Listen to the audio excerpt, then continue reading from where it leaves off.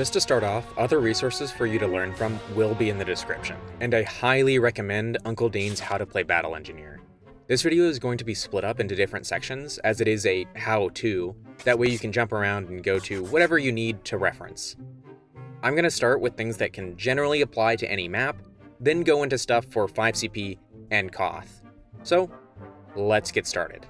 To start off, if you haven't played sixes before, I highly recommend you to start off by going to the newbie mixes or an equivalent like TFCC to play some pugs. They're for brand new players and you can learn a bit more about the game flow of sixes. If you haven't watched sixes before, there's the RGL YouTube channels and Twitch stream that you can check out. If you're looking for a team as engineer, it's going to be very, very difficult to join one, at least at the time of writing. However, if you're like me, you can make one. When I was looking for players, the only class I had an issue picking up was a medic and a roamer because of other teams bidding. If you have experience in other formats or have played sixes before, you can probably ask your old teammates to join as well. If you do become a team leader, while I recommend being proactive as a team leader in general, it's doubly as important when running an off-meta team. So what this means is getting servers early if you can, putting up your LFS posts at least several days early, having a consistent schedule for your team, and demo reviewing often. While it's true that any team that doesn't practice doesn't get better, if you're experimenting and not practicing, you're setting yourself up for failure. Also, it's worth setting expectations and the attitude for your team early. With off-meta teams in pugs, mistakes are often blamed solely on the off-meta characteristic, even if it's not their fault. Don't let that attitude bleed into your team. I'm thankful I was able to avoid that. So onto the actual replacements. Here you have to consider the roles of the classes and sixes and what they bring to the table. If you're brand new, it's going to be difficult to think about, but if you spend a lot of time playing, watching, and reviewing, you should be able to get a decent idea pretty quickly. If you have the option to, I highly recommend getting a personal as well as team mentor that is a higher level player. For example, when I played Soldier, the invite soldier Grape Juice taught me pretty much everything I know. Then when I played Engineer, I was also able to learn a lot from Banny. So don't be afraid to reach out to players for help and put out a looking for mentor post. There's even a section in the RGL Discord for it. In the current meta, Engineer can replace Flank Scout or even Pocket Soldier given your remaining player can swap between Soldier and Scout. Pocket Soldier is actually my main, and in the modern day is more of a support role than people realize. I'll be making a guide on Pocket Soldier sometime in the future, but your team is going to have to play far more fluidly to get this to work in my opinion. If you're at a lower level, it's still likely that your soldiers are far out-damaging your scouts, and that's good. At a very boiled down level, that is their role. So your team is going to have to make up for that damage elsewhere, whether that be everyone else being extra aggressive or a very strong pushing combo. Flank Scout, on the other hand, is actually who I think is the best to replace with Engineer, or any off-class in the current meta. With your ability to have a Sentry perfectly clean up people, it helps with the Scout side more, given that is a major role of Scouts. You slightly cover the role of denying bombs with your Sentry, and for the Flank Scout, capping is something that's expected. So as an Engineer, if you're the one left behind, that's a good time to start pre-building to get ready for the next point. If you're missing a Flank Scout, it's worth keeping in mind that your medic can still leash onto the Pocket Scout. The Pocket Scout can cap points if needed, and your team's overall damage level likely isn't hindered. Plus, the flank will likely get a defensive edge from having building support. With that said, you need to keep in mind that you're putting a bit more pressure on your Pocket Scout here, so be sure to give them a bit of a break if they make mistakes. Also, you need your roamer to not be a feeder, which is extremely common in the lower levels. On the upside, it'll be good for teaching habits for competitive play later on.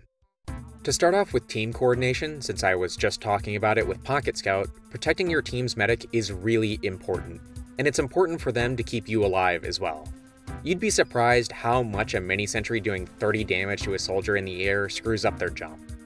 So wherever you're holding, make sure that your combo is able to effectively protect your medic as normal. If they can't, like on a KOTH map, make sure your medic has at least some sentry coverage if you're holding. You won't be fast enough to do it yourself. If you are around your medic for some reason, please get your medic to buff you. This was a major issue for my team that came up over and over during demo reviews. All you need to know is that an engineer with 225 health is a lot scarier than an engineer with 150. To add to being around your combo, let's talk Ubers, and more specifically, offensive Ubers. Your team has the advantage. You want to push into last and win the round. What do? This is a great question, one that I struggled with for a bit, and naturally just went on the flank as if I was the flank scout. But I actually wouldn't suggest this. So typically when an Uber happens, the demo man and scout get Ubered, make a bunch of space for your team, and do a bunch of damage. The other 3 players' goal is typically to A, stay out of the fight until the Uber is decently over, B, to clean up the weakened players by the Uber, and C, to bait the cap to force the enemy to look at the point rather than your teammates, or to just cap outright. With an engineer, this opens up so many strategies, mostly having to do with sentry placement, but also some cheesy strategies like having a player respawn onto heavy and teleport to last. The strategy I found worked best was actually just trailing Ubers. What I mean by this is, your combo will get ready for an Uber and you'll pre-build a sentry. When they walk in and make space, the defenders will retreat a bit and will likely rotate over to the flank. If you have 2 soldiers on the flank, they should be able to spam effectively to make sure they don't have any issues and come in at a normal time for the Uber. But instead of waiting like the soldiers, as soon as the Uber gets away from your entrance, you're going to walk in and place your mini down. This time is super important because it means that your sentry is very unlikely to be killed while building since the enemy team isn't looking at it. Your mini might also clean up players running to spawn. And you, as the engineer, can walk in and fight as normal right after placement and start baiting the cap, but without having to ask for coverage because you already have it from your sentry. And as a bonus, if the enemy team has a pyro when holding last and tries to airblast an Uber, a mini can help kill the pyro if your scout is having trouble landing his shots while being airblasted, something that is very common in the lower levels. Honestly, this is strong enough that I would actually rather not be Ubered than be Ubered in 6s, because if I am Ubered, that means I can't take eyes as far away from my gun as possible. And as a last note here, this is mostly a scout problem, but please, do not play in chokes. Since you're a hit scan class, you are very unlikely to do decent damage through a choke, and will get spammed out by explosives.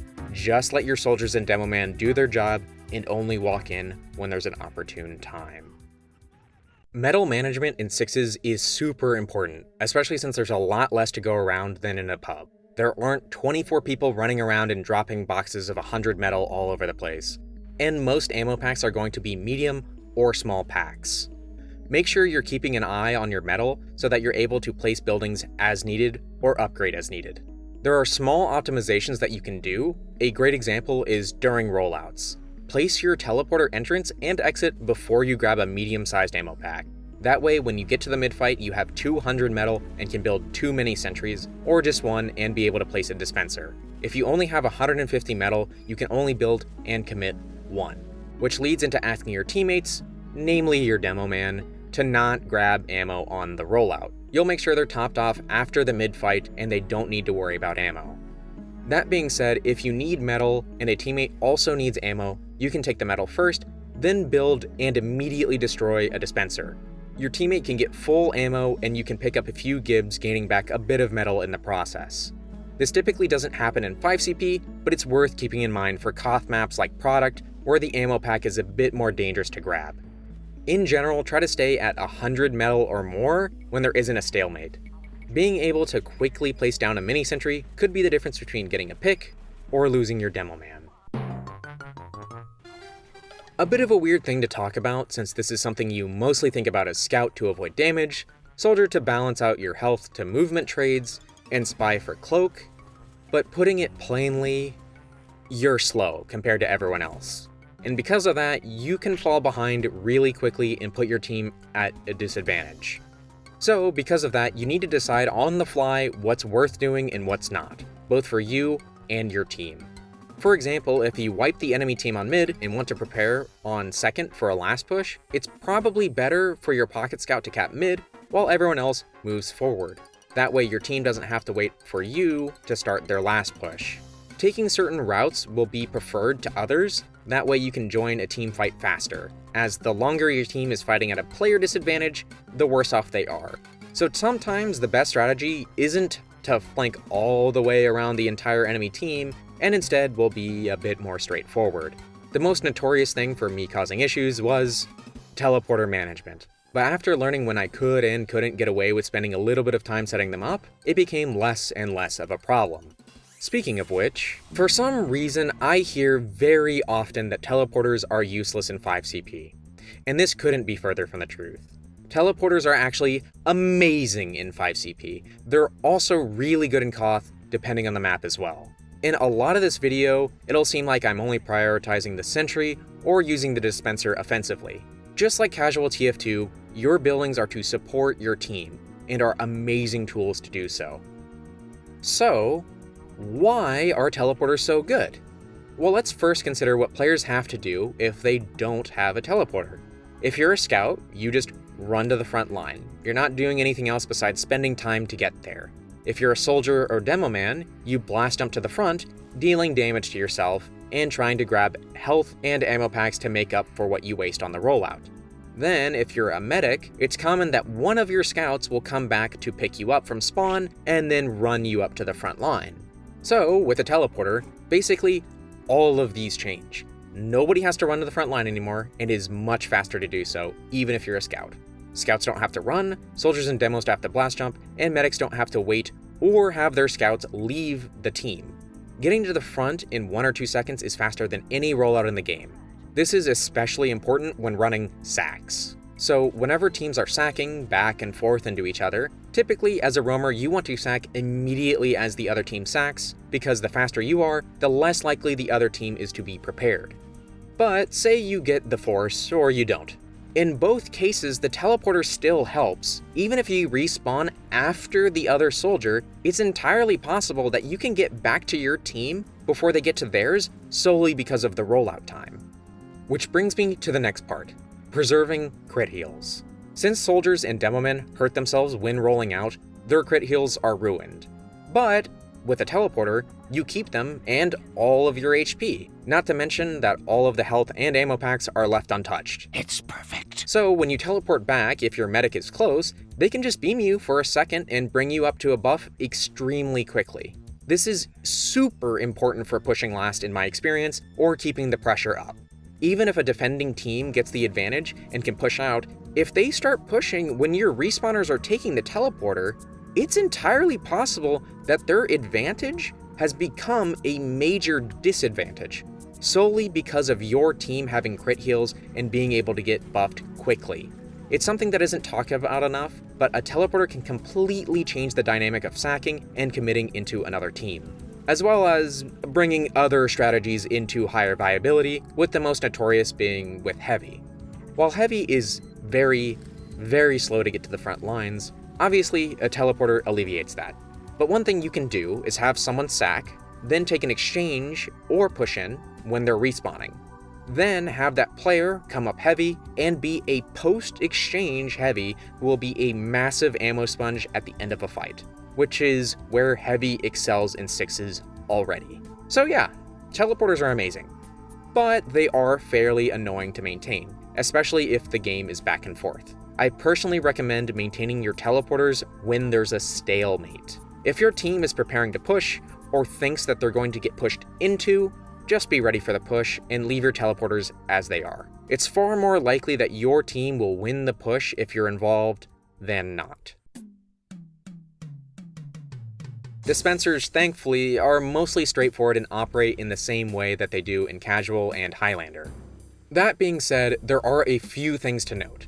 The first being the most important, which is that medics build uber slower on targets that are already being healed. This includes dispensers.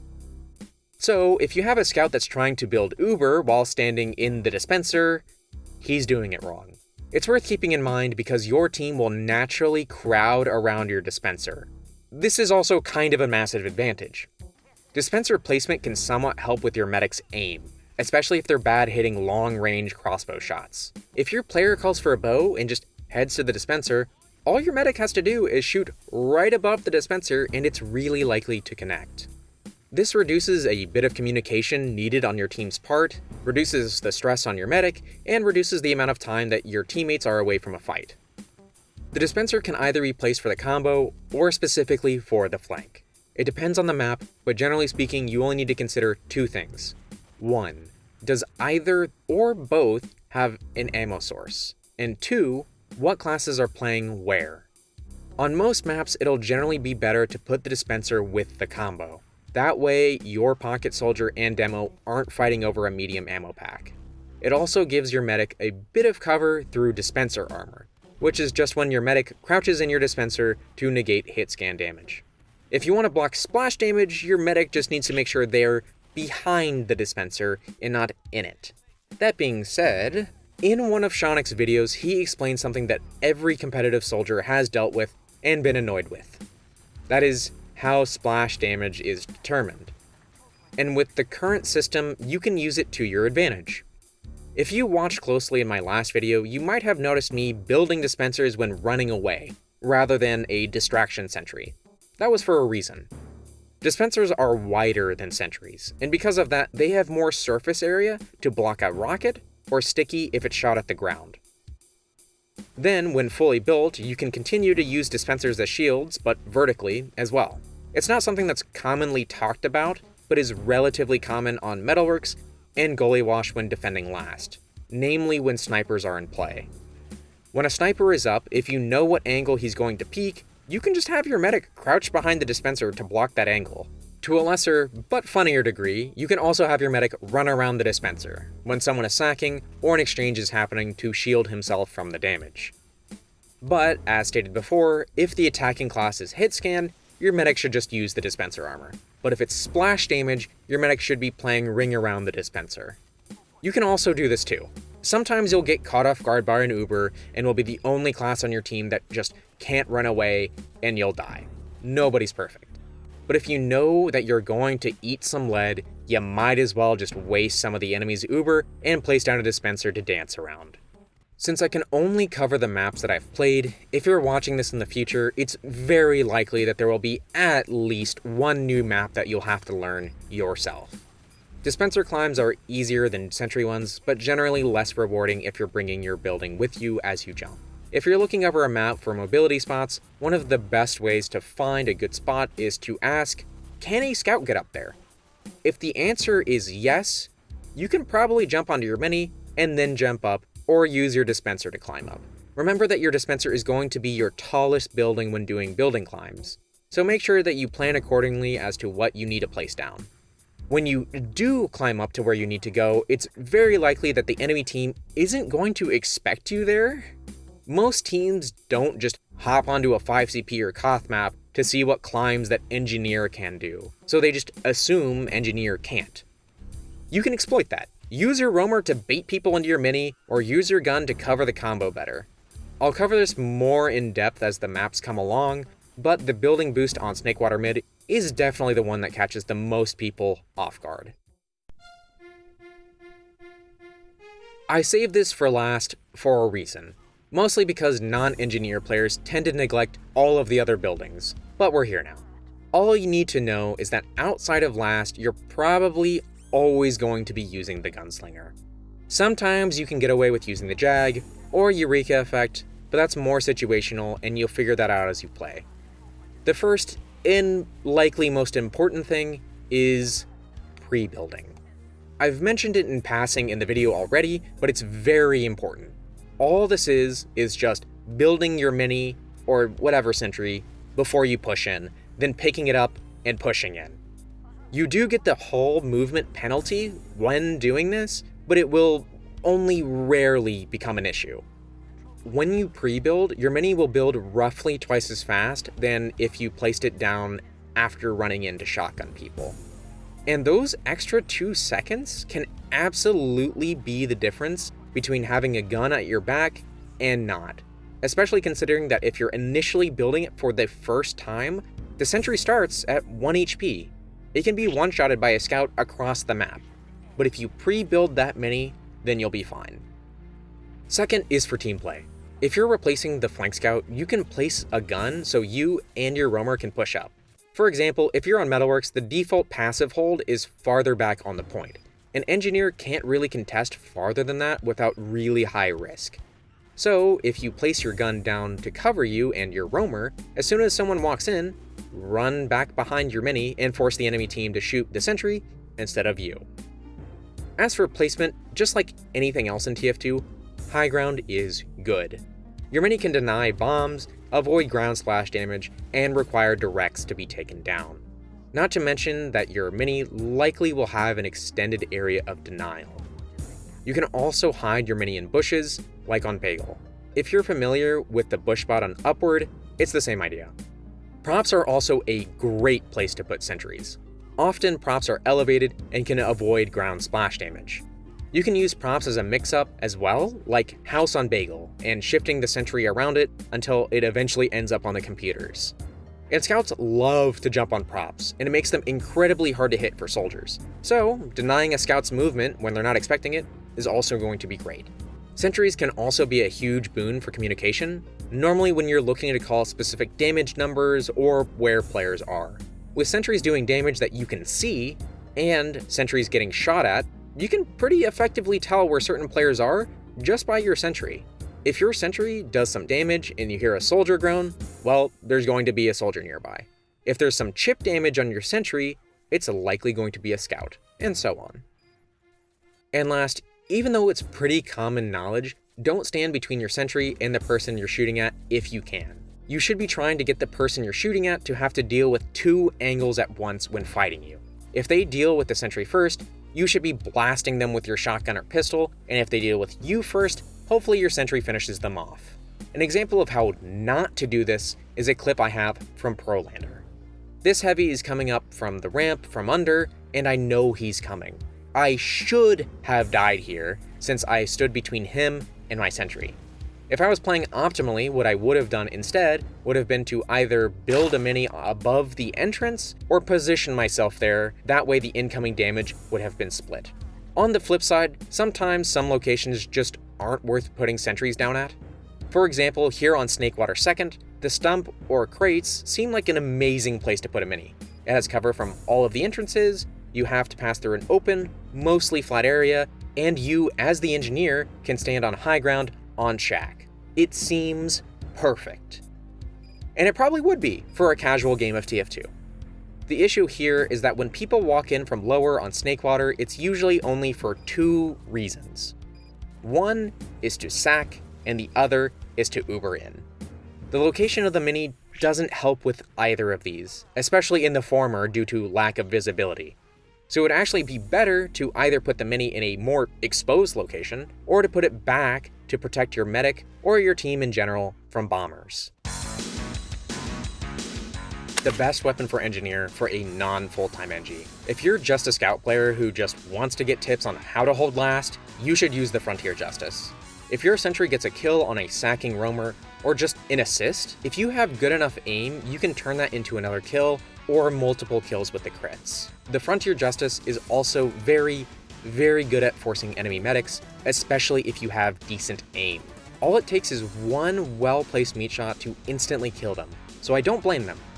That being said, most of the time, as soon as a medic hears the sound of taking a crit, they instantly pop Uber, which is fine in my book. In casual, there's a debate between the shotgun and the panic attack, but in my experience in sixes, the shotgun is generally better. If you're forward holding against another team, the panic attack might do more damage. As a reminder, random bullet spread does not exist in competitive TF2, and if you're replacing the flank scout, I found that a few perfectly accurate long-range shotgun shells that the panic attack lacks are more reliable than the randomness of a pistol when someone's getting away. The general mindset of pistoling someone down before they get to you does still apply though. You should probably never use this. You're very likely not going to be one of the people that gets Ubered, and chip damage with shotguns can be really important. In an average match where you're rebuilding and moving buildings all the time, you'll need the extra metal. Whenever you can get away with using the Widowmaker, you're likely already rolling the enemy team and don't need to use it. That being said, I can think of one time when you may want to use it. If you're running an alternative strategy and pushing into last. Given that you don't need to reload, the Widowmaker can be a decent sentry buster and still have ammo to be able to clean up a player or two afterwards. Spam the pistol, especially on last. You essentially have unlimited ammo with it.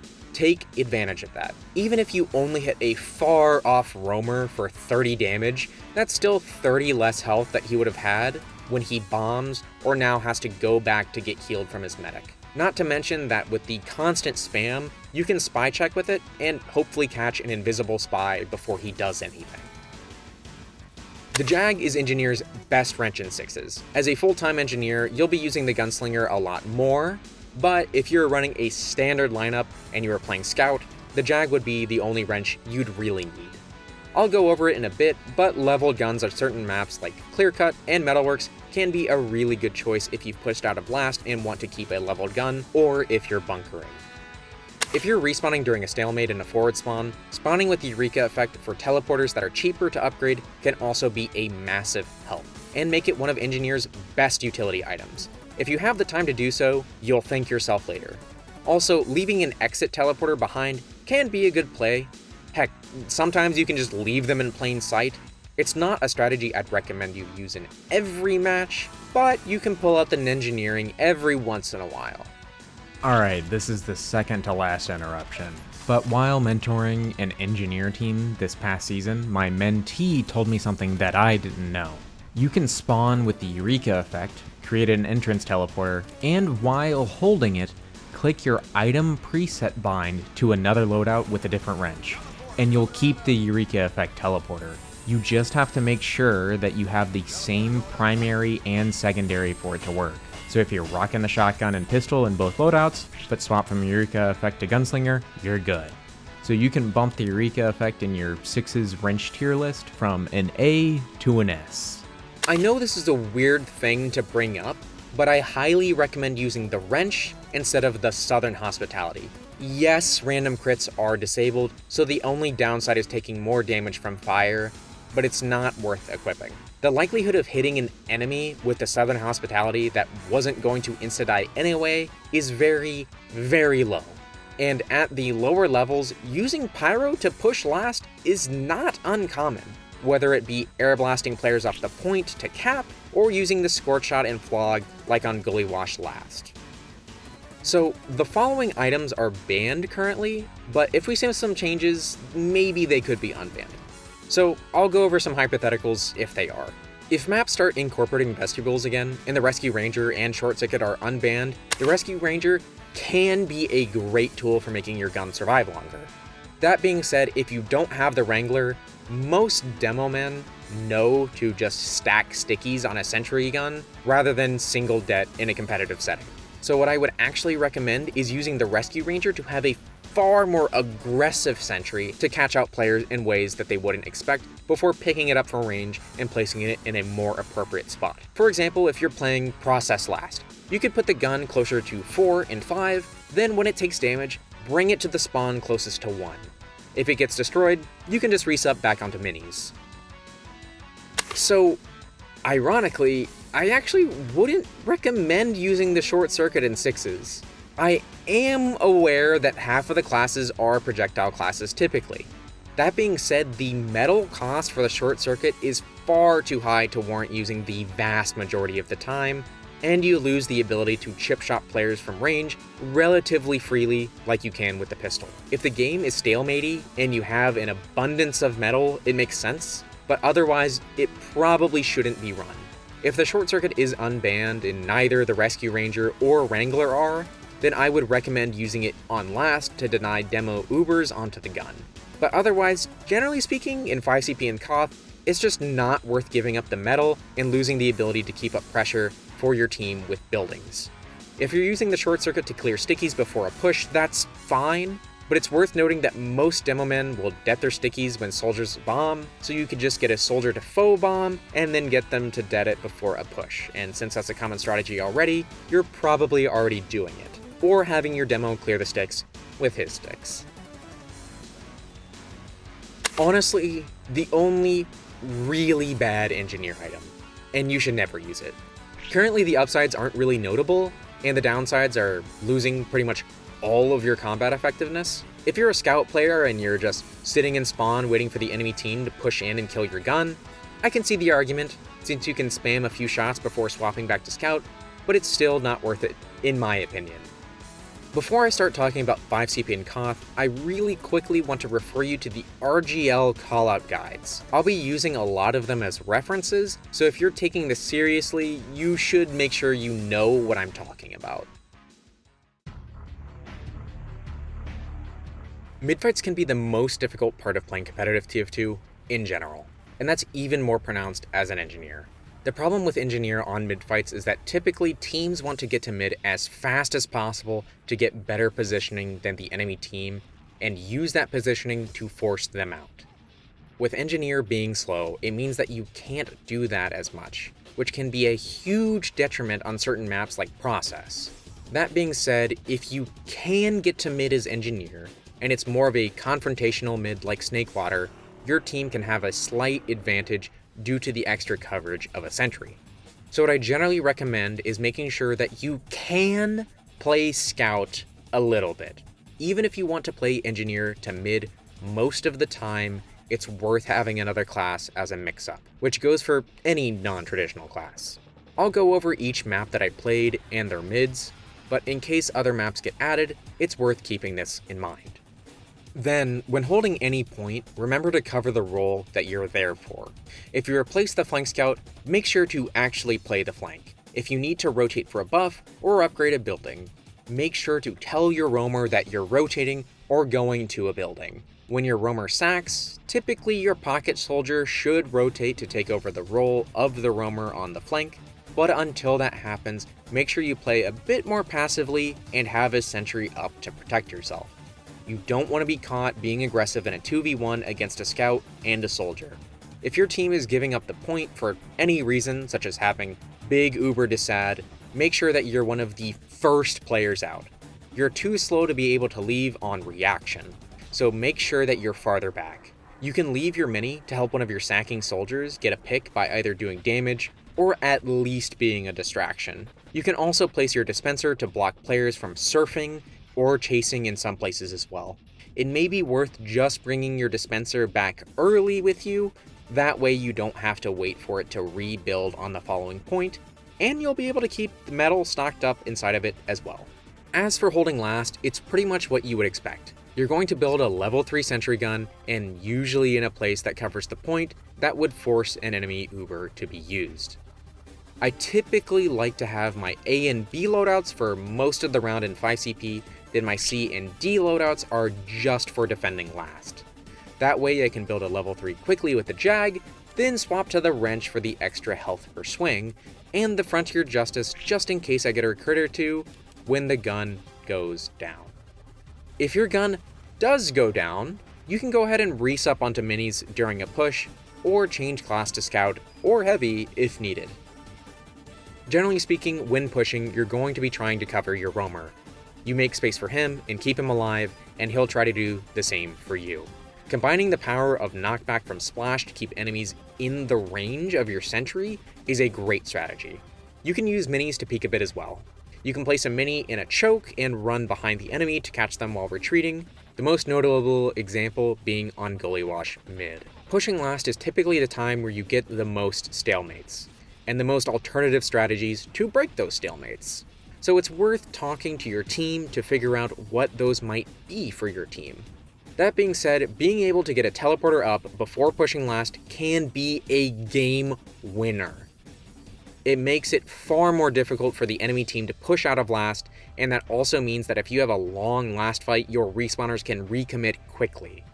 As mentioned before, my favorite strategy for pushing last is trailing Ubers, but I'll talk about it more in specific maps.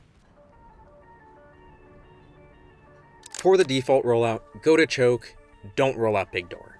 But if your team is rolling out to the other team's side, then roll out big door because you don't have another choice. Place your entrance teleporter next to spawn, left or right side, it doesn't matter, whichever is closest to you. Exit teleporter will go in the nook on second next to choke.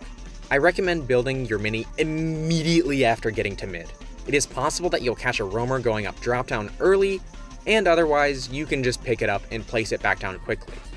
From here you can either place your mini either under the awning to help with bombs, or you can, more likely, place it a bit farther up closer to the point, that way you can cover their side as well. If your team is coordinating a double bomb and you do this, the other team is likely not going to look at your mini and instead will be focusing on the soldiers.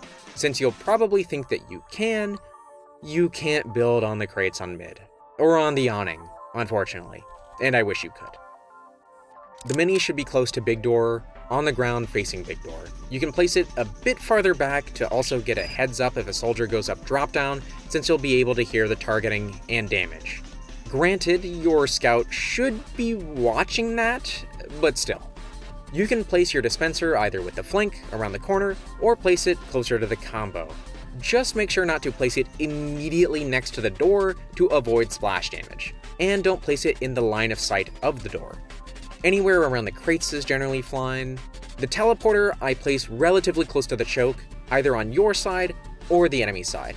Since you have a lot of coverage until the choke, I like to put it next to the small ammo pack, that way whoever teleports can get a quick buff from the medic with very little comms needed. If you're leaving mid to your second, I recommend to either place your mini closer to the choke to get a bit of early damage for a sacking soldier, or place it on the ground on your team's side. You'd be surprised how many players commit across the point with like 20 HP and get two-shot by the mini. Hi, Editing Queequeg here. I just realized now that I'm done with every map that I didn't talk about pushing second here. Thankfully, it's pretty straightforward. You can go either through choke or big door. But if you do go through choke, you want to put down your mini quickly, just in case there's a soldier on ladder. And then, for big door, pretty much do the same. In both cases, you're trying to put pressure on their combo to walk into yours, or vice versa. For holding second, the sentry is pretty straightforward. Put it where it can cover all of the flank, without it being able to be peeked easily. I typically like to position it close to the knocked over pallet, that way my roamer can use splash rockets to keep a scout or soldier stuck in, while my sentry does a bunch of damage. If you're passive holding second and plan to leave, placing your sentry on bats is a good way to have a little bit of commitment without fully committing to the point. And you might be able to catch a flank member walking in. If you were able to build up in ladder, I would absolutely recommend to build up there, but you can't. Maybe if the map gets updated, we'll see that area change. The dispenser can either go with the combo or the flank. If your demo man and pocket soldier like to play the spam game a bit more, you can place it with them. I personally like putting the dispenser with the flank since it makes long range arrows easier for the medic, and my team generally had a more passive pocket soldier. The teleporter has a few possible locations, with the safest being up in wood in the cubby. But I would almost always put it under bats. It's a bit more exposed, but it usually doesn't matter unless your flank is dead. There isn't a lot of variety here on second for engineer, and it's pretty much just the standard. You're trying to catch the enemy flank and support your roamer. I don't really have much to add, besides just remember that there's a medium ammo pack in lobby. Don't be afraid to grab it, just remember to tell your roamer when you are. As for pushing into mid from second, I actually prefer to push with the roamer rather than trailing the Uber. The reason being that most of the time, soldiers will hide above choke and can make quick work of engineers. But more importantly, if the enemy team is fleeing through their choke, your big door can cut them off. So if you push as soon as your combo does and place your mini down to cover point, you might be able to catch a combo member or two in because of it. For holding last, the sentry will go in one of 5 spots, either right out of spawn on the ledge, at the bottom of stairs next to the point, in the door to secret, behind the point, or with the combo. The most preferred spot is the first, that way your combo doesn't take any damage meant for the sentry. You force an Uber if the enemy team pushes in, and you have some point coverage. Dispenser will always go with the combo. You could make the argument of blocking the door to secret with the dispenser, but given how rare it is for players to actually use that to backcap, it's best to just leave it with the combo. If you do, your soldier can use the dispenser as a shield against projectiles, snipers, and well, get ammo. Sure, being able to resup is easy and close, but your demo man really shouldn't unless absolutely necessary. You need him to watch the chokes. Every second he isn't watching is a second that a player can bust through and force your medic. After holding last, when pushing into second, you typically want to go river if you know the enemy team has a demo man still. The shutter is very likely to be stickied, and you'll insta-die when walking through it. If you push out through river, go ahead and place a sentry on balcony, or jump across to the top of the point and place a sentry up there. Most teams will see that sentry and immediately back out. Not because they fear you or the sentry, but seeing a sentry implies that the rest of your team has already pushed out and they probably can't fight that. If you push through shutter, you can go ahead and drop the sentry as soon as you get through, or similarly how you would when holding second. Then, for pushing last, the sentry placement when staging a push is always a bit of a predicament. You can place your mini in river, and it's unironically a very good spot, as you're incredibly likely to stuff sacking soldiers that try to go that way, or aim punch a sniper. That being said, since you and the roamer are covering lobby, you typically want the gun in there. But pretty much any spot in lobby is very easily splashed by rockets, or doesn't cover the doors that it needs to. I generally like to put my mini on the ledge of lobby, just far enough back from the back wall to not take splash damage from the wall. When you get into last, the best place to put your sentry is pretty much always going to be on the high ground, either immediately after walking in from lockers or from river. Most spots cover the point and one of the enemy spawns, so they have to shoot your sentry when walking out or else risk taking a lot of damage. For your dispenser when pushing last, you're always going to put it in the staircase that connects lobby to river.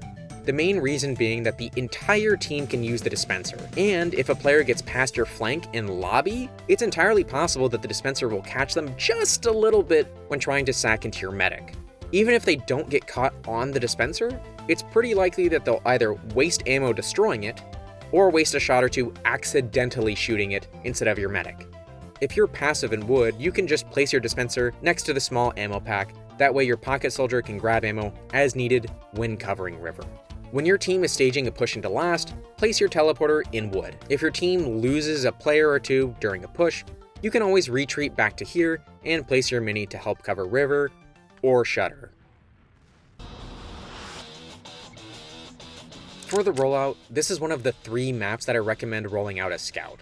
The rollout is very long, but if you do insist on rolling out Engineer, your team is going to have to play a bit more of a passive mid because you're going to be the last one there. You're going to follow the same rollout as everyone else on the team, but when you actually get to mid, I generally recommend rolling out through lower, unless it's stickied and you can go through back door. The reason being that the enemy roamer should be covering your choke by the time you get there, and you really don't want to get stuck in a small, enclosed spot against a soldier. Once you start holding mid, if Ubers are even, you'll hold a bit further than you're likely used to. To start to stage the hold and peek into alley, place your sentry on the stairs to back door. It covers most of the way up and slightly into alley. This is mostly just to make sure a soldier doesn't jump up on the ledge above you and rain down rockets. Then if you move up, you can place it on the ramp going into alley, peeking over the ramp. From there, if you go up again, an excellent spot is next to window as it starts to cover the majority of the flank. If you want to put your sentry with the combo, you can place it in-house, in the back near choke. If you're running sacks through alley, I really like this spot, especially if you place your dispenser on the ramp. That way, when your demo or pocket soldier holds house, they have a bit of hit scan backup.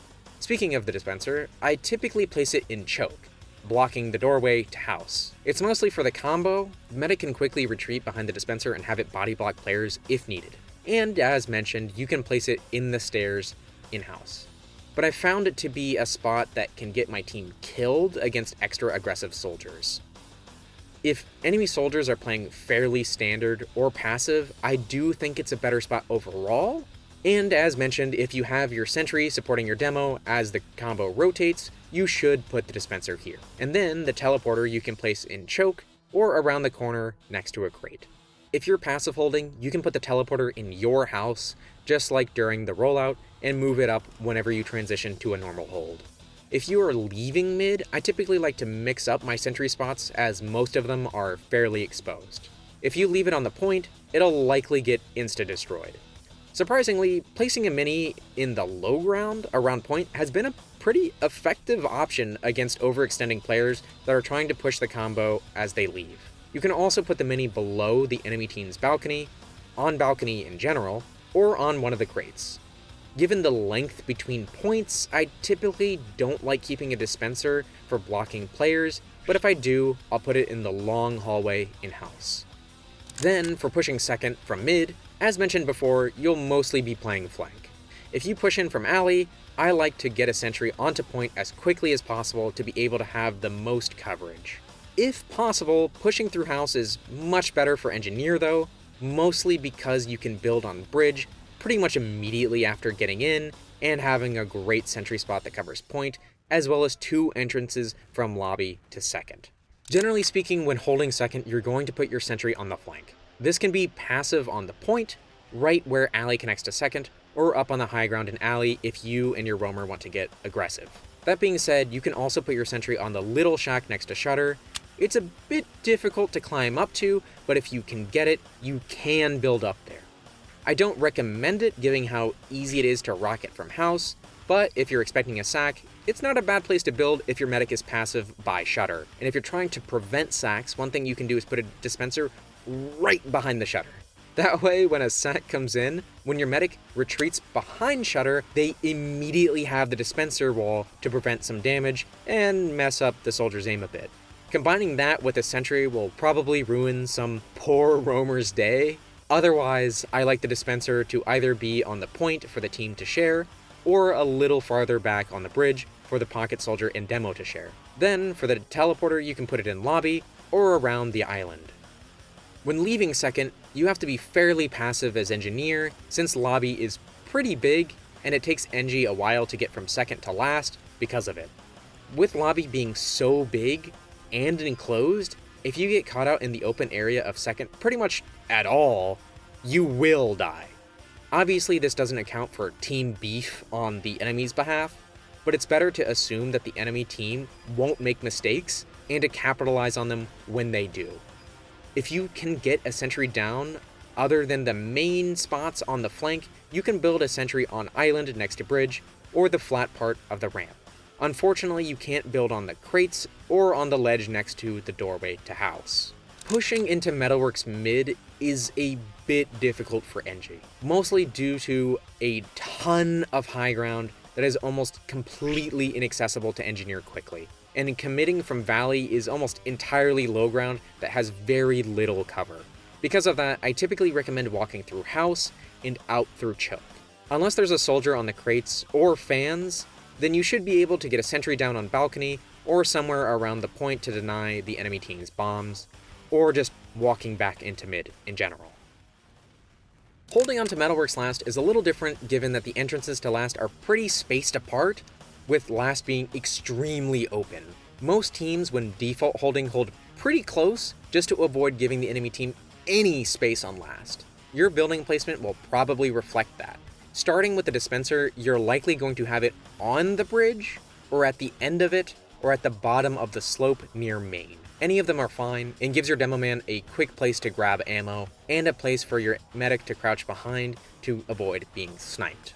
If you're a bit farther back on last and have time, you can put the dispenser behind the wall between spawn and the point right before you get onto bridge. Then your sentry you can put on the right side of last, either hidden behind the stack of crates or on the team colored crate. This typically forces a quick Uber out of the attacking team, and unfortunately you can't build on top of the stack of crates for some reason. The other main place to build is under the bridge. It doesn't cover nearly as much as being on top of any high ground, but it does cover point. More importantly though, a lot of teams won't expect it if you've been doing the default spots most of the time. If a team Ubers through main, it's entirely likely that they miss the sentry entirely and wipe right after the Uber ends. That being said, if the enemy team takes a quick Uber through secret, they'll likely insta-kill it. When pushing out of last, you can pretty much go any way as engineer, but going through Shutter is far more dangerous, just like how it is for any class due to the possible sticky trap. I typically like to walk out of lobby to the point, and placing a sentry on the edge of point to cover as much area as possible and annoy people that might be peeking in from house. Lastly, for pushing into last, put the dispenser in connector. It's between the combo and the flank and is fairly out of the way. The only thing you have to look out for is spam from main, but it'll be on you and your roamer to cover it, plus a possible sticky trap from your demo. The teleporter can either go on second behind the window to lobby, or in lobby hidden behind the stack of crates. I typically preferred it outside of lobby, just in case the enemy team pushed into lobby, that way I didn't have to rebuild it. Your sentry can go in ramp room to cover main, and a closet, while also having a bit of an angle on connector. Then you can put your sentry right in front of main, aka the shutter to last. If you open it while running sacks or anything like that, you'll likely get quite a bit of a distraction while your roamer bombs. Just make sure that no one actually peeks main while your sentry is there. If the enemy team doesn't know it's there, it is a much better sentry. When you do start pushing last, placing your sentry on bridge is excellent, as it has coverage of almost the entirety of last and covers the point. If you're pushing from secret, then placing on the elevated ground is a great spot, but it'll likely get spammed by respawners. Then, if the enemy team is used to you placing your gun on bridge, you can place it under the bridge as a mix-up, even if it is easier to kill. So basically, all of the good pushing sentry spots are the same as the defending ones.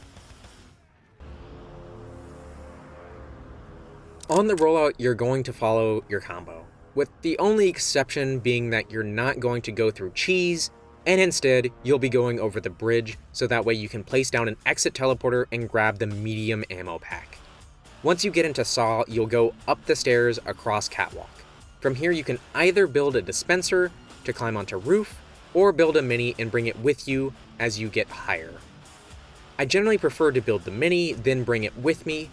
If you don't have time to do that, like when double bombing early on mid, having a quick dispenser climb is a good option to have. If you're holding mid, you're mostly going to be watching lower with your roamer. For coverage with your sentry gun, go ahead and place it on the slope coming from lower. You can put it a bit farther to the left to have a bit more cover, but you won't be denying lower as much.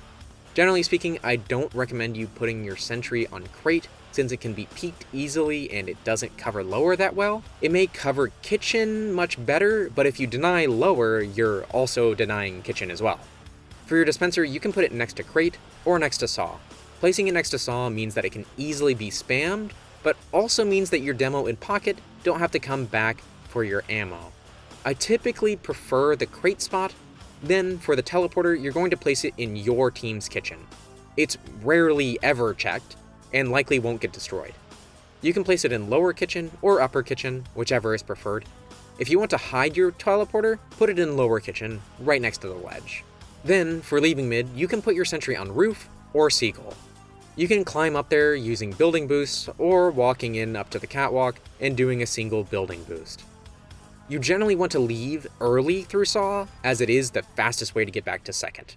As for pushing second, I prefer to go through lower, especially if my combo is pushing lower. If you can place a redeployed sentry gun in grass, a lot of soldiers are used to bombing freely into the combo, so a mini will put a bit of a wrench into that plan.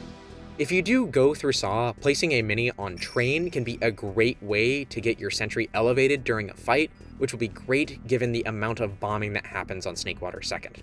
I generally don't recommend pushing solo through cheese to cut the enemy off their cheese, as it is an enclosed space and you can get trapped fairly easily as NG, but if the situation calls for it, go for it. When holding second, you're going to be supporting your roamer with covering lower. You will have a bit of an issue here given Engineer's lack of mobility. You can't really get super aggressive as Engineer, or else you risk getting caught out in grass. If you do want to get aggressive, make sure that your roamer is with you.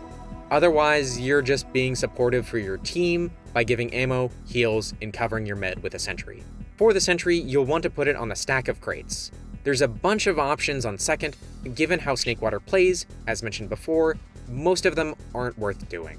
Building on the crate is the spot that has direct cover from spam, shoots bombers, and is on an elevated prop, so you need to hit an upward direct to shoot it. As for your dispenser, you can put it out on bridge. This means that it's close to the combo, and gives a prop for the medic to dance around when a bomb comes in. If your team is building, just make sure that your scout isn't touching the dispenser while on bridge. Then, for the teleporter, it goes in lobby. It's not a far teleporter, but it still gets you closer and preserves crit heals.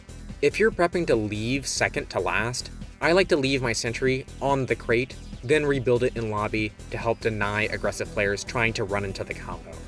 If the crate sentry is killed really early, you can also rebuild it on bats or bridge. Just make sure that you get out to last. Having an engineer on last on Snakewater is really, really good. For pushing into mid, if you're trailing your combo, you'll likely go through lower up to slope. The only recommendation I have here is making sure you get your redeployed sentry gun up early. If the enemy soldiers are smart, they'll play the high ground here, and if they're sacking, they'll sack from roof. And as always, having a sentry to at least slightly deny that is going to be a big plus. Then, if you go up through saw, you have a few options. You can either go out of saw to the right and climb up onto shack, or do it as if you would the rollout and go out catwalk up to roof.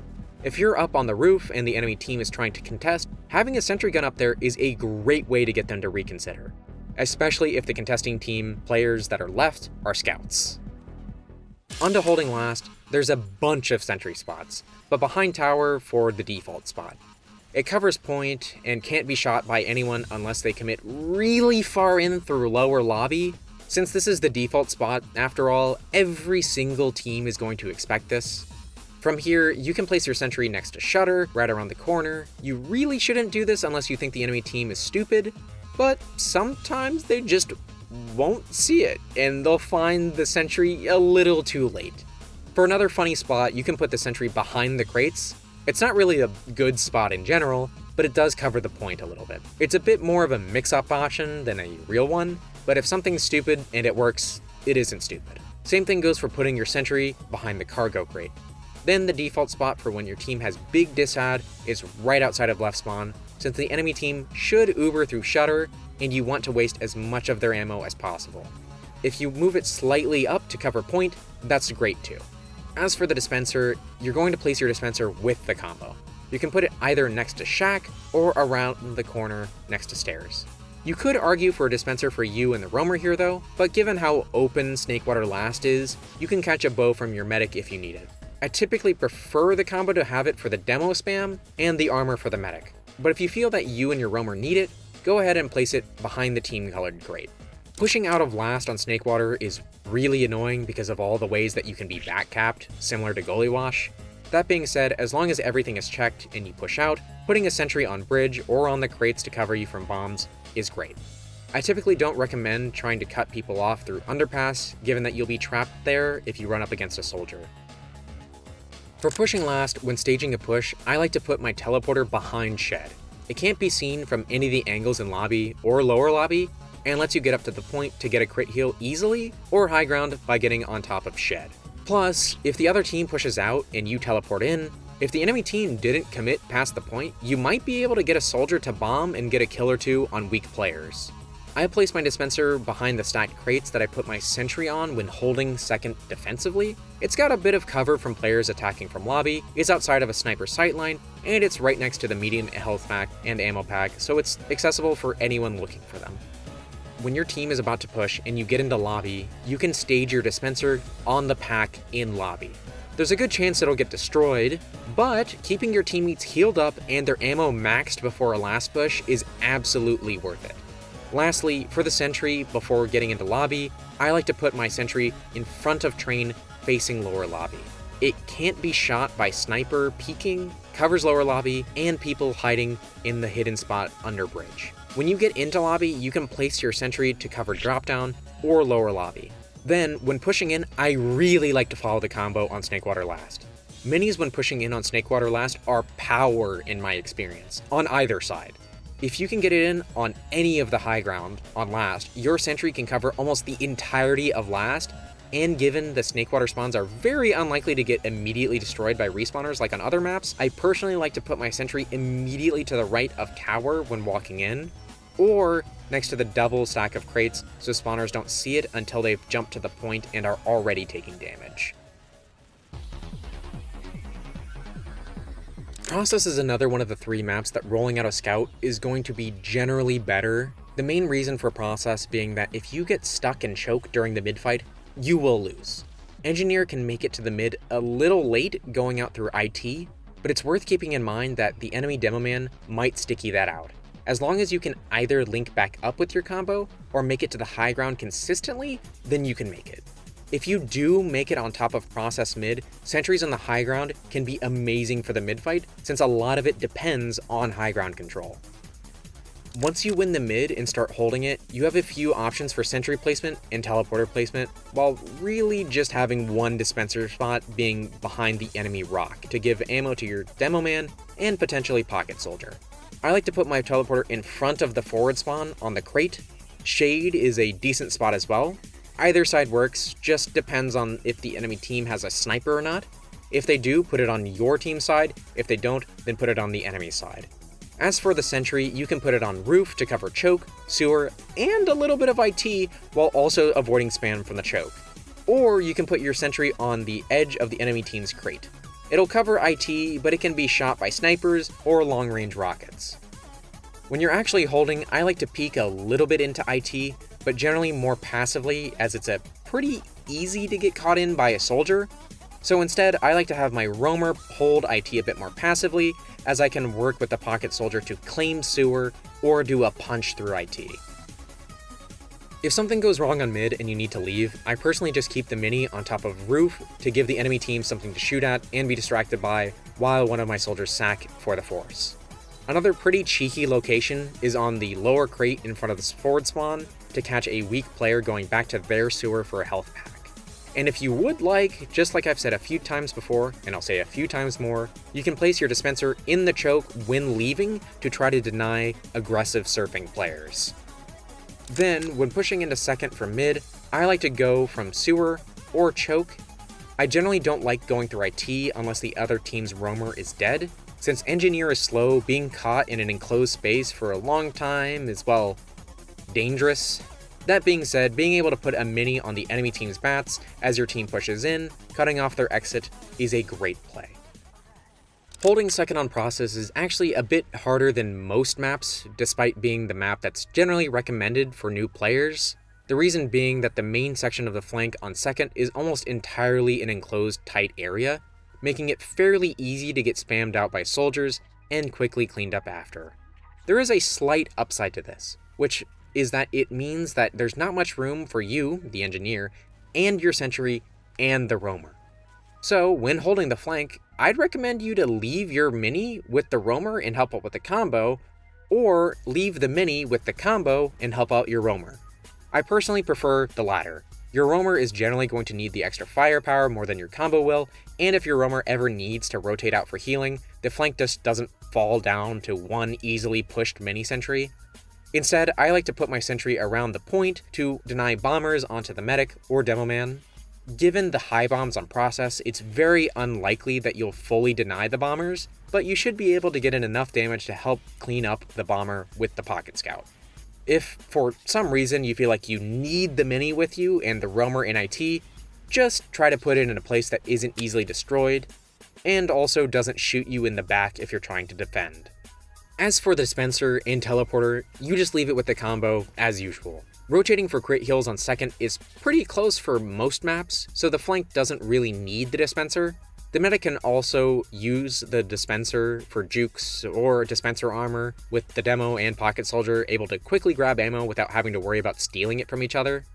The teleporter, on the other hand, you leave just behind the point. It's not a super far teleporter, but it's enough to get someone quickly to the medic and have a crit heal. Leaving second as engineer is pretty important, as teams typically roll from second into last fairly quickly, so you'll need to leave early in the fight to get back on last to start building a level 3. So it's pretty straightforward. Stay on bats with your medic and demo, and leave when the enemy team walks in. Be sure to hide a mini somewhere on second to support your teammates that'll commit for the sack. It can be on the bridge, close to the point next to the ramp, next to pipe, or just in grass. Anywhere that'll take eyes away from your bomber. If you want to dispenser block, you can place the dispenser in the doorway to 2 or behind the shutter in 1. Pushing back into mid from second is a tad difficult as engineer, since I typically don't recommend walking in through IT unless you have a fairly big player advantage. Walking into second through IT is a choke hallway, followed by a choke hallway, followed by being on low ground. If you're already there due to supporting your roamer, then just commit when your team does. If you and the roamer are following up on a push after wiping the flank, it should be fairly safe to walk through, and placing a mini right behind the enemy combo as they're trying to leave will always be an amazing strategy for engineer. But if you're following up on a push by going into mid or happen to be with the combo, go through choke or through sewer. While choke is typically dangerous due to sticky traps, if you're following the combo in, they should be cleared and you should have plenty of eyes to decide on where to go from there. Through sewer, you can climb onto the top of mid fairly quickly and establish high ground advantage with your mini. You can also try to cut the enemy team's exit off as you leave if they're slow enough as well. Holding last on process is a staple of competitive TF2 at this point, such a simple last with different choices on how to attack it. And so the defensive side of process has been relatively defined. The most common sentry spot is right outside of left spawn, and once the sentry is destroyed, you swap class from engineer to scout. But you can also place your sentry between 3 and 4, or on the ramp that goes up to point, while also having incredibly aggressive spots in the doorways of 3, 4, and 5. Then, on the other hand, the dispenser can be either with the combo up in heaven, next to the wall near 1, next to 2 if aggressively holding, between 4 and 5, or with the roamer behind the barrels. Pushing out of process last, on the other hand, is a great way to get backcapped. And with engineer, thankfully, if you have a leveled gun that covers point, you can usually get away with just leaving the gun to cover point and walking out. All I have to say is unless you're sure that the enemy team's soldier and demoman aren't covering it, do not walk through 2. If your team is already pushing in, it's probably safe to go out of 1, but if you're somehow one of the fastest and have minis, you can wrap through lobby, closer to IT, and drop a mini onto bridge for a quick surprise to the enemy team when your team commits. As for pushing last, I typically prefer to push in through 3, 4, or 5, and have my gun placed down pretty quickly after I walk in. Pushing in through 4 is usually the best in my experience, but go through whatever door will allow you to get your mini up without getting instantly destroyed. 4 is generally my preference since the gun will cover point and have a bit more cover to get it up, while also making some space compared to 3, where you'll commonly immediately be faced by the enemy team. If your team is coordinating a push through a farther door such as 5, trailing through the adjacent door is usually advised. However, if your team does a great job of distracting the enemy on last, feel free to just walk through 1 and place a mini down and start shooting the defending team in their backs. When staging the push into last on second, I like to keep my dispenser on or next to the point with my sentry covering 1 and 2. Then I put my dispenser next to lobby by the staircase after taking control of the area with my mini, either being left out to watch 1 and 2 or being reconstructed in lobby, then rebuilt when walking in through 3, 4, or 5.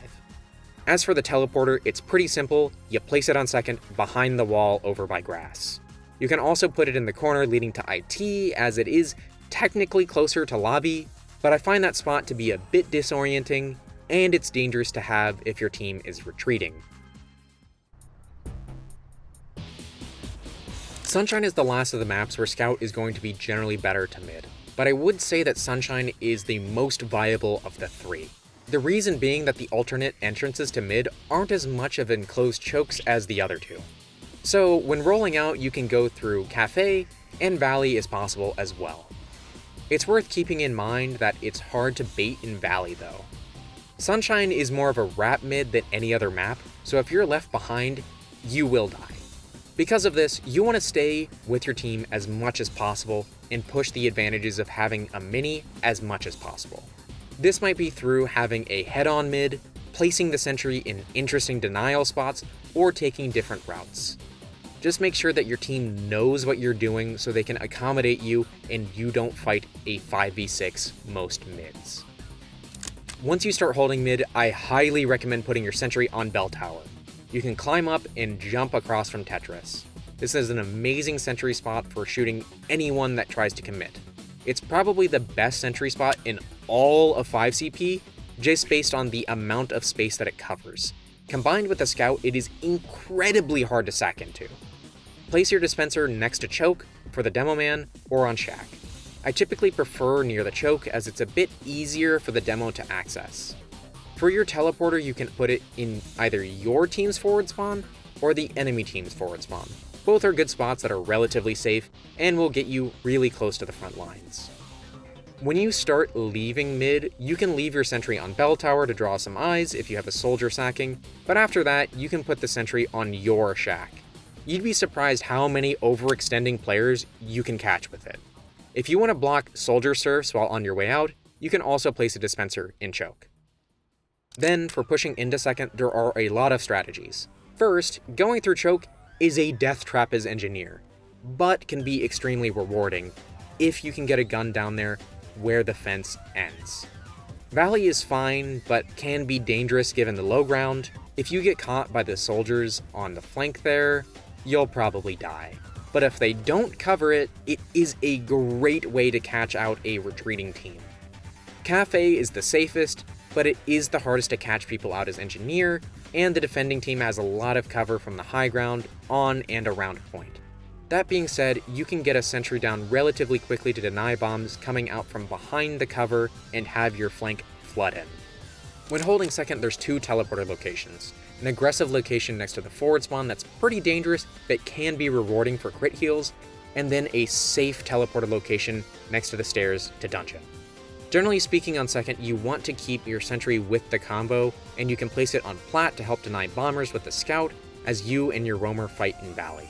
If your team wants, you can also cover Cafe as your team double soldiers in Valley. Once you and your roamer start to gain ground, I highly recommend placing your sentry a bit higher up in Valley to give yourself cover if you need to retreat after a sack though. The dispenser will also unsurprisingly go with the combo. You could also place it right on the outside of Valley, but given how easy it is to catch an arrow in Valley from your medic, it's a bit better to make sure your demo and pocket are topped off on ammo. Leaving second is pretty straightforward for engineer. Either stay on bats, or if you're leaving from Valley, head to last from lower lobby, rather than trying to get out through shutter. You can have a hidden sentry around a corner, or a sentry on bats to help mess up jumps of anyone trying to bomb in.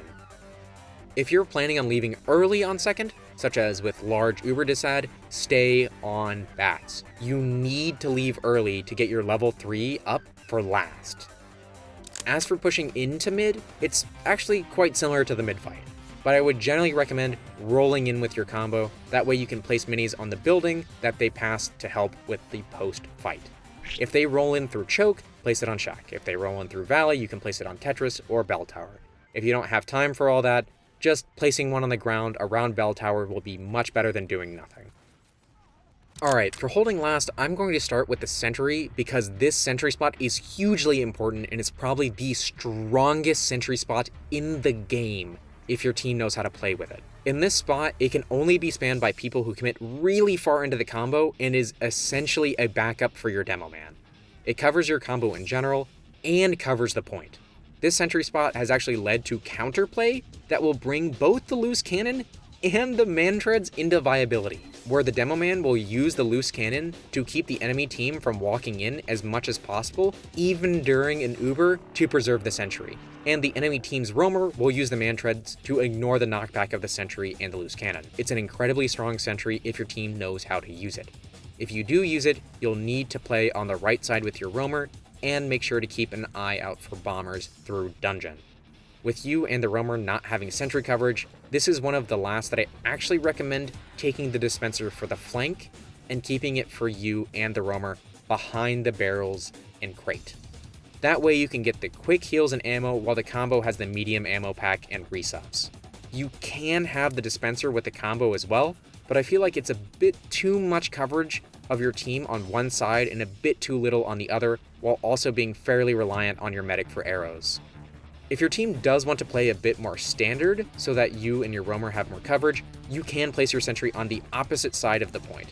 From here, it's also safer to rotate your dispenser back to combo. That being said, this sentry spot is significantly easier to spam, as there's an angle from both lobby and from dungeon.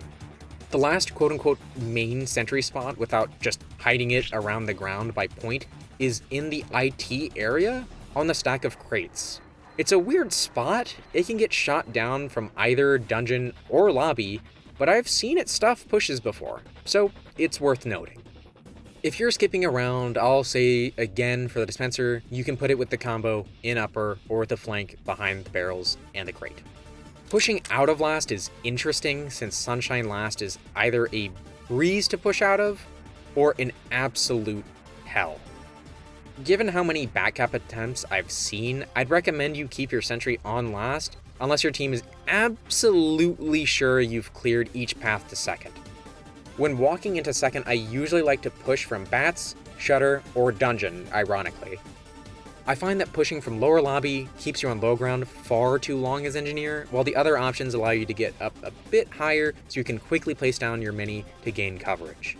If you're able to wrap up and get a mini sentry on plat, or on top of the ramp to the point on second, you've usually secured the push for your team. Before pushing into lobby, for the last push, the building placements are fairly straightforward with a mini sentry to cover bats and shutter, or bats and lower lobby, with the first being above dungeon, and the latter being at the top of ramp to point.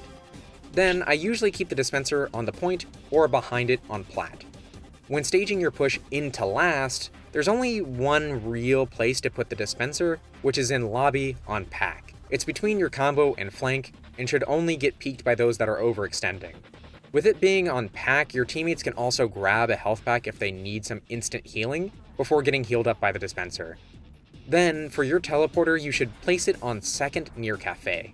You can also place it in lower lobby.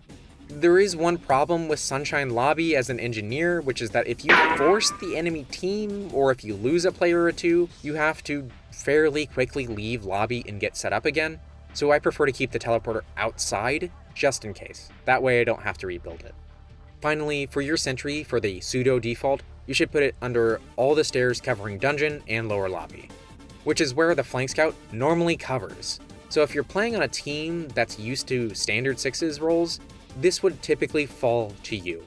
Otherwise, you can place it on the stairs, level with lobby to cover lobby and lower lobby. As a heads up, since this doesn't cover dungeon, you have to watch it.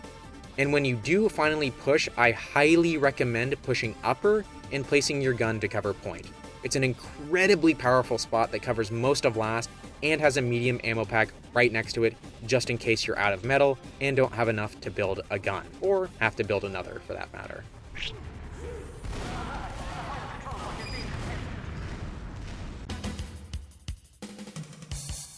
To start off with KOTH as a heads up, your buildings will likely go down a lot. They'll be denying space a lot more than normal, so they'll get shot at more. Then the enemy team will often deny space more aggressively, making it harder to get a building up. Consequently, managing your metal becomes even more crucial. Keep a vigilant eye on it. When it comes to holding the point, I have one key piece of advice, not just for you, but your entire team. Avoid dying while holding the point. In KOTH, the team without control of the point respawns faster. This is why you might see teams intentionally delay capturing the point until all their teammates have respawned. The decision to delay respawning can vary map by map, so be sure to adapt to the specific map you're playing on. Using forward sentries can be an effective way to apply early pressure when you're defending the point, but if you have ad, expect a 4-man sack and position your sentry accordingly. Forward holds are an exception. Right after a fight, you usually have a decent 15 to 20 seconds for your team to regroup and set up before the next push. This window is a great time to upgrade your dispenser or teleporter. Dispenser upgrades in particular will be highly valued since it will see more usage compared to 5CP maps. As an engineer, pushing out of a forward hold can be challenging, but engineer has one trick up his sleeve: using buildings as ammo sponges. If you place a dispenser or a sentry in front of you, it's possible that they eat the rocket or sticky that was meant for you. Even if you don't make it out of live, if your team can pressure the enemy medic and create an opening through a force or otherwise, you've done your job. Don't forget, you can always switch to an off-class like Scout or Pyro to help breaking a last-minute defense. Pyro with a Scorch Shot to destroy stickies easily so a roamer can jump through is surprisingly a good option if the other team isn't expecting it. Sacking as an engineer isn't too difficult, but one thing to try to do is try to place a sentry down pretty much anywhere that will, at the very least, irritate someone on the enemy team. Hopefully they'll target your gun instead of your teammates attempting to force the enemy medic. Alternatively, you can always just sack a scout, or really any class for that matter. Personally, I find the Thermal Thruster Pyro to be a favorite of the off classes, since teams don't typically expect a third jumping player. So yeah. On Bagel, your rollout should always take you left through lobby towards concrete. While on your way, place a teleporter by launchpad, making sure it faces you. There really isn't a better teleporter location in the entire map unless when forward holding, so you don't have to worry about it after this. As you head towards concrete, be sure to grab the medium ammo pack and prepare to play left house. If you want to set up your dispenser early, you can leave it at the dispenser spot just outside of left house. You don't have a lot of time to set up your sentry on mid depending on what type of team you're going up against, so placing on the stairs initially is fine. The closer you can position it to minimize its hitbox being exposed over the stairs while also having coverage of the room, the better. If the enemy roamer isn't pressuring you, you can move your sentry up and start flanking the enemy combo with your roamer. The both of you can also wrap around the back of house and catch out the enemy roamer before flanking.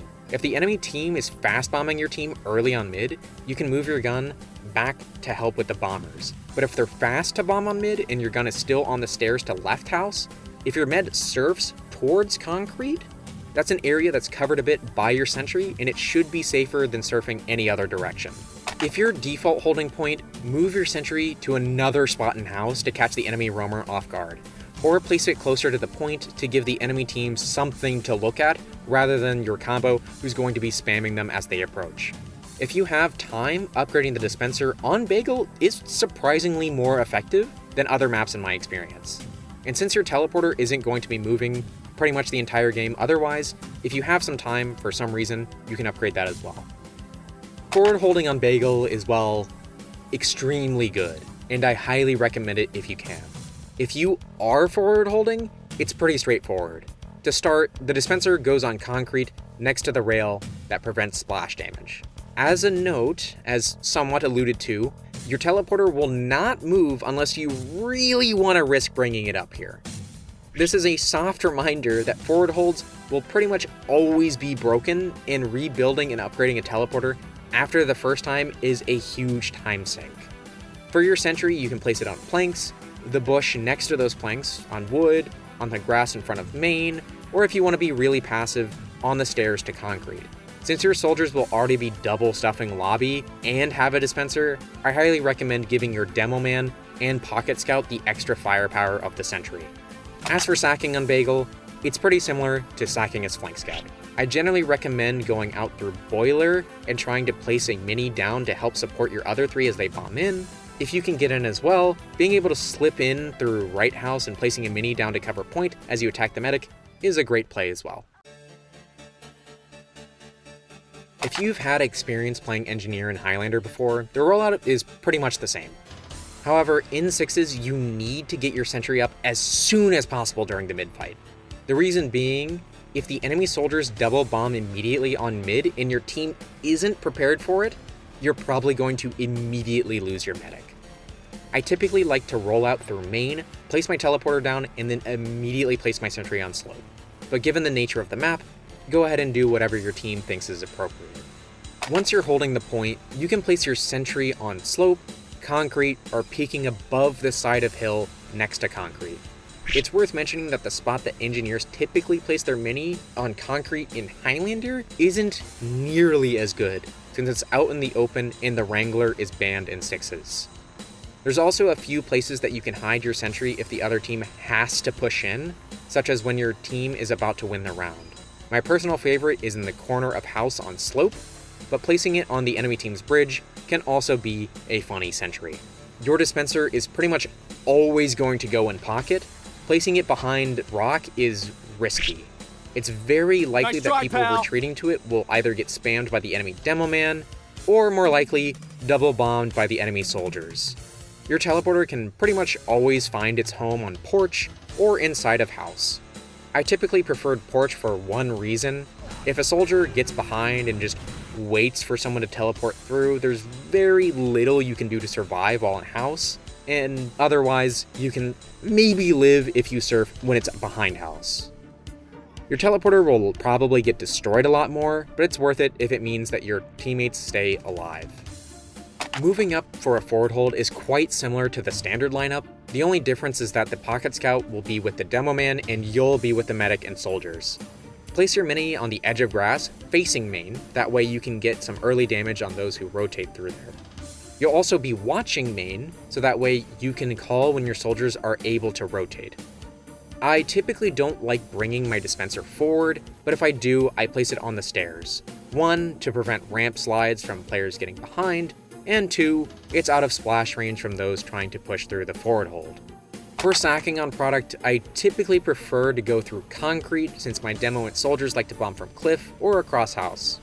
If you place a mini to cover point, great. If you can't, that's alright. If you want to sack as another class, I have found that Pyro with a thermal thruster, 3rd degree, and backburner coming off of cliff isn't a bad choice on product either. Alright, you know how I was about to do Clearcut? Well, it was recently updated, and it helps engineer in a huge way, which is that the roof is now buildable, which changes the strategy for pretty much anything engineer related. I don't suggest having a super aggressive roof sentry when holding the roof due to how easily it'll get shot from far away, but when getting to the mid-fight or recommitting, or sacking, it's an invaluable tool to use if you have the ability to. Building in shed is going to be worse due to pipe spam, especially stock pipes, but if you're building your sentry closer to the main entrance rather than backdoor, then it should be about the same. Alright, back to the normally scheduled Clearcut. Technically, Engineer can roll out on Clearcut through any of the 3 rollout routes. That being said, I would highly recommend rolling out through Launchpad. Once you get to the top of the slope, you can either climb onto the top of the roof and fight up there, or you can go into shed, pre-build a sentry, then push out with your team, or catch players trying to cross the point, or going on top of roof and dropping down that way. Whichever you choose, make sure to mix it up and don't do the same thing every time. Maybe one mid go onto shed, then the next go through shed, then the next stay with your combo and deny bombers, you get the point. On to Clearcut, when default holding, you want to get as much early damage on the enemy combo when they start walking in, especially from slope. Notably, your soldiers are going to be playing on the roofs to get early spam in. With that in mind, you have a few options for sentry placement. You can either put it on the side of point, catching anyone that commits across it. You can also put it next to saw, or on shack, or on the roof. If you put it on shack, you can place it on one side without a building boost, but otherwise you need a dispenser to climb up. Then, crate is a bad spot for long-term survival, or killing anyone, but if you want to distract the enemy for a second as they push in, you can. It'll likely be insta-killed though. If your combo is next to crate, they might also take the splash damage, so it's worth keeping in mind. With the roof now buildable, you might want to put your sentry up top, but only in the farther back area for you to move up later. If you build it on the edge, your sentry should get immediately destroyed by long-range spam. For your teleporter, you have 2 pretty straightforward options. You either place it on the shed, on barrels, when you're holding point, or you put it at the bottom of slope next to pack, or anywhere in that staging area. If you place your teleporter in shed and you have the time, it is a great teleporter to upgrade given how close you get to point and how quickly you can wrap around the back to get a buff. Your dispenser can go in shed next to the health and ammo, behind shed next to the stairs, or on the stairs for a dispenser climb. Behind crate is also an option, but I don't recommend it due to sharing splash damage with your combo. Behind shed next to stairs is my preferred spot as it doesn't force you into an enclosed space, and it's not far for the demo or pocket scout to grab ammo safely. Then, if your team is bunkering and you have the chance to build a leveled gun, it can be a great way to preserve your team's uber.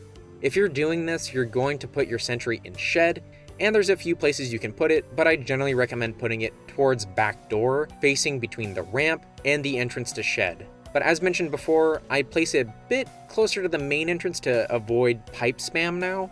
Most sacking players should be trying to jump in to get in through the main entrance to shed since it's closer, but smarter or more skilled soldiers will try to jump behind and go through backdoor. If the enemy team is just sacking, then the riskier backdoor sentry addresses both. For the forward hold, if you're absolutely crushing the enemy team, you can place a level 3 sentry on the crates behind house. If you have a mini, placing it on bats to cover a rocket jumping soldier coming out of barrels is fine too. That being said, I generally don't advise forward holding on Clearcut since it's the KOTH map with the hardest forward hold. Sacking is pretty straightforward. You're going to be trying to get at the enemy medic that's bunkering. But given that engineer can't get too far while staying hidden, you're mostly going to be a distraction for your teammates. Because of that, going out killbox and placing a sentry early on ramp to annoy defenders is a good way to go. If you're able to bait a bit more, you can also go through your shed, pre-building a mini, then across point and dropping that mini on the point facing the enemy medic. And always now, if you can get onto the roof and drop a sentry down and start shotgunning players, that would be great too. Any way that gets you or your team slightly more in here is great. Be creative as much as you can.